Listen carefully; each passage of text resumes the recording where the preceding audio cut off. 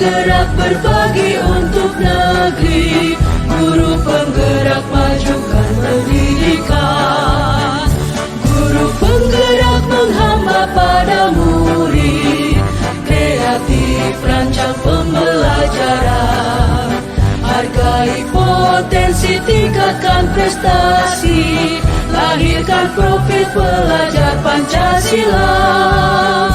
Belajar, bergerak, berbagi untuk negeri, kita menjalin kolaborasi. Belajar, bergerak, berbagi untuk negeri, demi bakti pada Ibu Pertiwi. Assalamualaikum Bu Mu'ah. Waalaikumsalam Pak Adi. Boleh duduk Bu? Silakan Pak Adi. Gimana kabarnya Bu Mu'ah?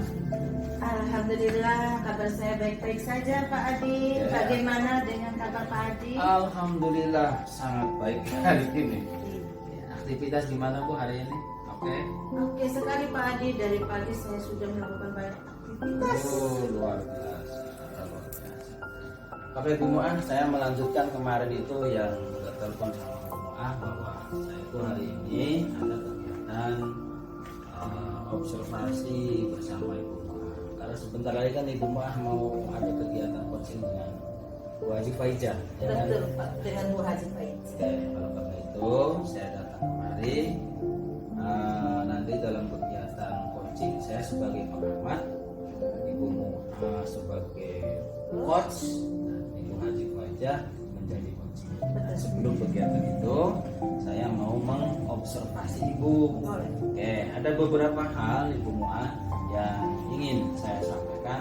Pertama mengenai rubrik penilaian percakapan coaching nanti bersama Ibu Haji Faijah. Nah, di antaranya itu dalam percakapan coaching menggunakan alur cerita, tujuannya, kemudian identifikasi, kemudian ada aksi nyata, rencana aksi, dan yang terakhir itu ada tanggung jawab. Kemudian Ibu Mu'ah, dalam percakapan nanti kompetensi coaching apa yang ingin Ibu Mu'ah itu dikembangkan? Iya, kompetensi yang ingin saya kembangkan adalah kehadiran penuh, kemudian mendengarkan aktif dan mengajukan pertanyaan berbobot. Mengajukan pertanyaan yang berbobot. Betul sekali Pak. Jadi ada 3 inti kompetensi ya. Betul. Nah, oke. Selanjutnya menurut Ibu Mu'ah, bagian kompetensi mana yang secara spesifik ingin diobservasi? Bagian kompetensi yang secara spesifik ingin saya adalah lebih kepada mendengarkan aktif Pak Adi. Mendengarkan aktif ya. Betul. Oke. Selanjutnya nanti nih setelah Ibu Mu'ah bersama Ibu Haji melakukan kegiatan coaching, setelah itu Ibu Mu'ah melakukan refleksi. Nah, adakah indikator ketercapaian dari tujuan pengembangan yang Ibu Mu'ah inginkan? Ada Pak Adi indikatornya. Saya akan fokus kepada coaching, ya. dan saya pun tidak akan melakukan kegiatan lain. Begitu Pak Adi. Jadi supaya ada ketercapaian itu benar-benar nampak dan jelas ya Bu ya. Betul Pak Adi. Oke. Barangkali itu saja Ibu Mu'ah yang bisa saya sampaikan dalam kegiatan observasi ini. Terima kasih waktunya, dan saya doakan semoga kegiatan coaching bersama Ibu Haji nantinya berjalan lancar dan tidak ada hambatan. Iya, terima kasih Pak Adi, siap. Matur kesuwun. Assalamualaikum. Assalamualaikum warahmatullahi wabarakatuh. Waalaikumsalam warahmatullahi wabarakatuh. Ibu apa kabarnya?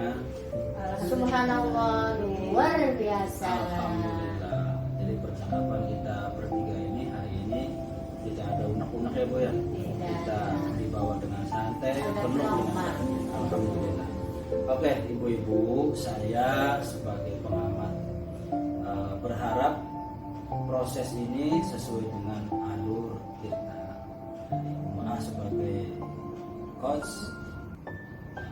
saya berharap penuh prosesi coaching ini berjalan sesuai dengan alur kita. Kemudian saya juga sebagai pengamat berharap kepada Ibu Nuah sebagai coach menerapkan kompetensi inti dari coaching ini, yaitu kehadiran ilmu, mendengarkan aktif dan mengajukan pertanyaan-pertanyaan yang bermanfaat.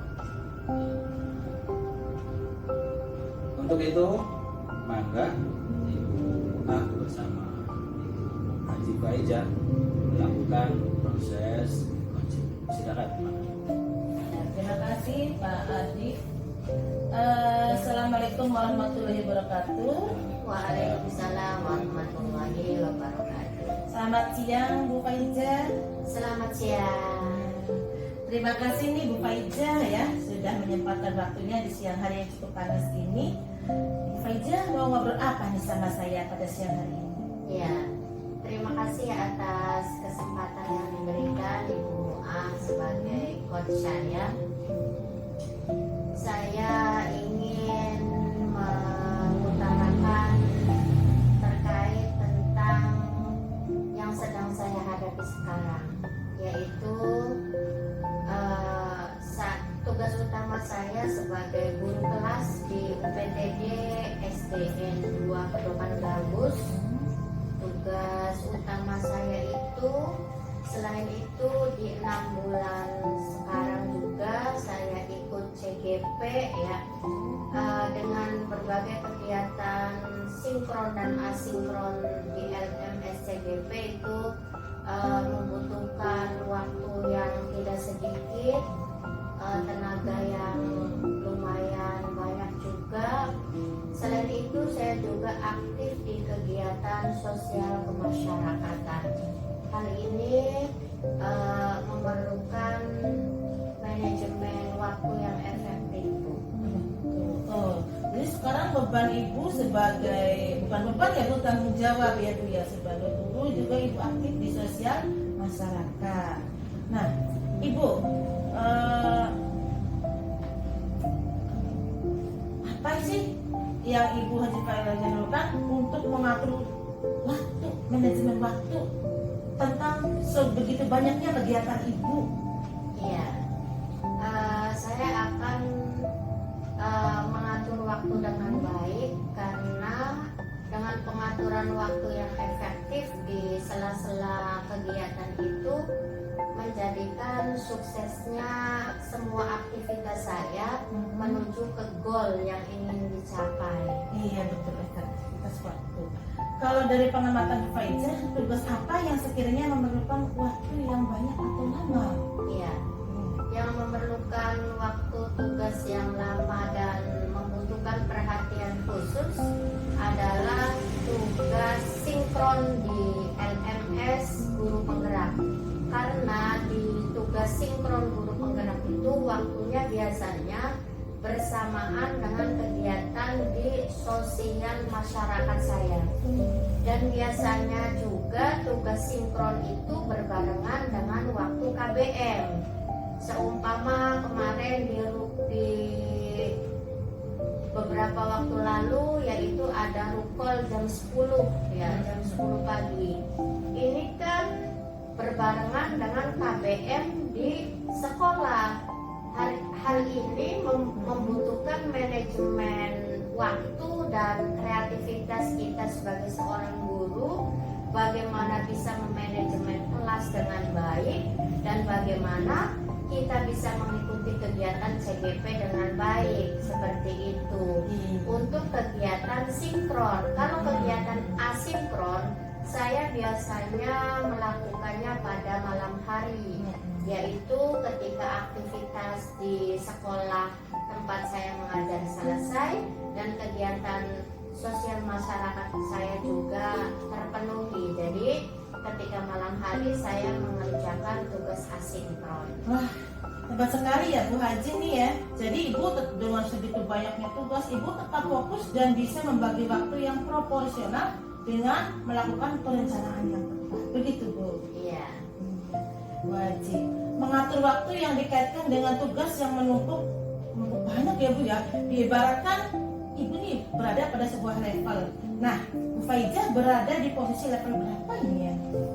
Saya ada di level 7 ya, di level 7 di mana saya masih berusaha untuk mengupgrade diri saya ke arah yang lebih baik, yaitu di level 10. Oke, Bu Haji. Apa sih yang menurut Bu Haji Faiza lakukan untuk bisa mengatur waktu yang efektif supaya tugas-tugas lain dapat terselesaikan dengan baik? Iya, caranya yaitu saya pertama melakukan perencanaan. Ya. Perencanaan apa yang akan saya lakukan hari ini, apa tagihan-tagihan tugas saya di LMS, kapan due date yang harus diselesaikan.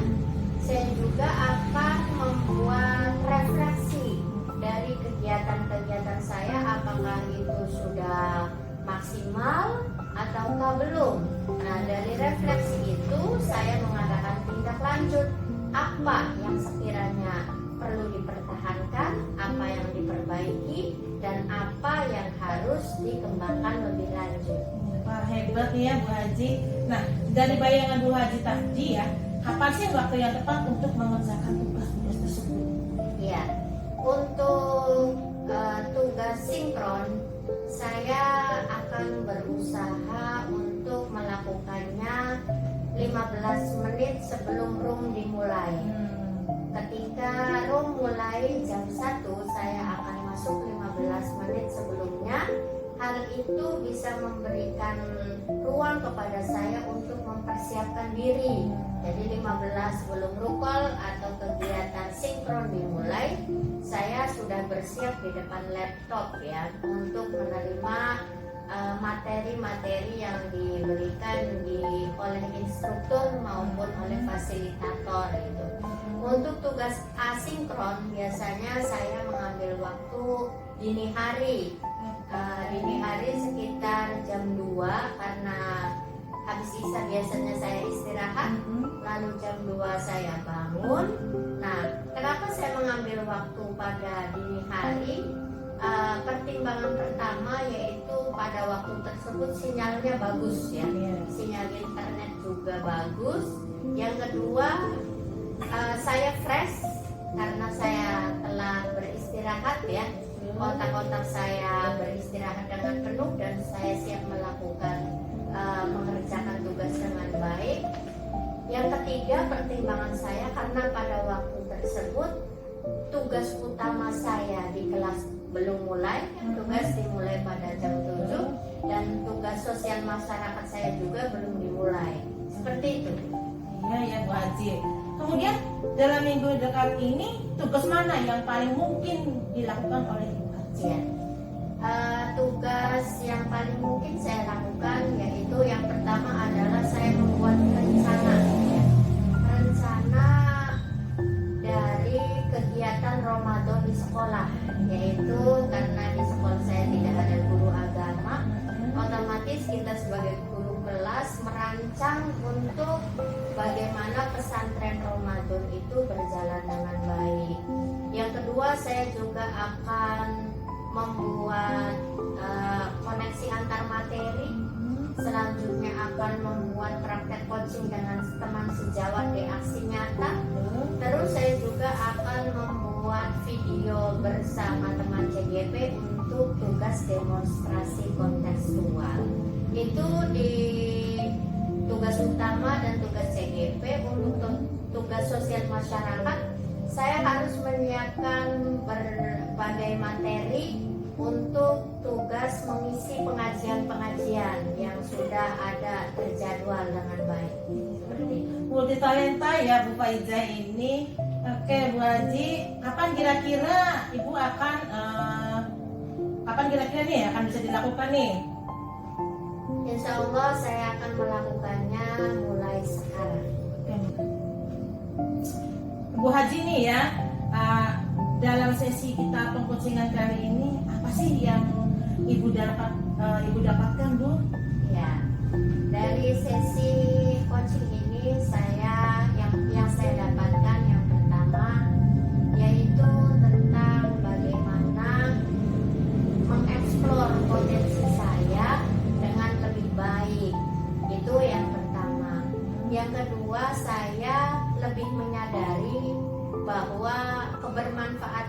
seseorang itu adalah pada kemanfaatannya di bidang sosial masyarakat tentunya.